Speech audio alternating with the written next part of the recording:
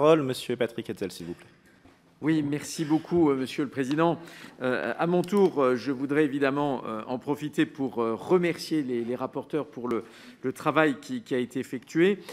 C'est un travail évidemment très important, très documenté.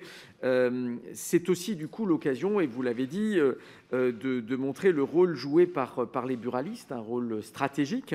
Notre collègue disait à l'instant que, en fait, le rapport montre une augmentation de la consommation de tabac durant la période Covid. Je n'ai pas l'impression d'avoir lu cela dans votre rapport. Ce qu'il montre surtout, c'est que, évidemment, il y a ce double problème à la fois du marché parallèle.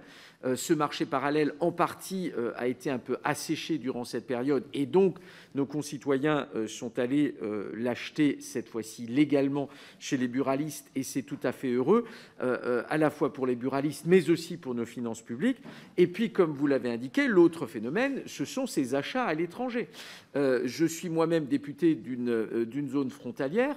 Eh bien, ça a été, vous l'avez rappelé, extrêmement important et ça pose tout le problème du coup aussi de la relation que nous avons avec les pays voisins. Je pense dans mon territoire à l'Allemagne et au Luxembourg, pays qui ne sont pas très coopératifs avec les autorités françaises pour effectuer des contrôles lorsque, eh bien, aux frontières, eh bien, il y a des passages dont on sait qu'ils sont en train d'enfreindre la légalité. Donc là, il y a un vrai problème.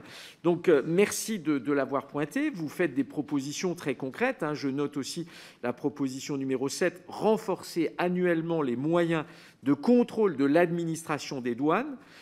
On voit bien que c'est un vrai sujet. Nous avons besoin de réarmer nos douanes de telle sorte qu'elles puissent effectuer ce travail. Aujourd'hui, on le comprend, il y a une sorte de hiérarchisation. Ils se concentrent sur les stupéfiants. Je ne suis pas en train de dire qu'il ne faille pas le faire, mais on voit bien que la question du tabac est également essentielle. Et je terminerai du coup simplement par une question qui me paraît centrale. Vos propositions sont des propositions de bon sens. Que comptez-vous faire pour que ces propositions soient mises en œuvre? Un certain nombre d'entre elles relèvent du législateur, mais d'autres relèvent du pouvoir exécutif.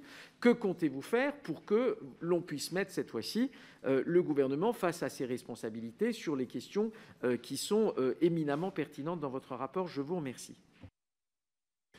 Merci, Monsieur le député. Madame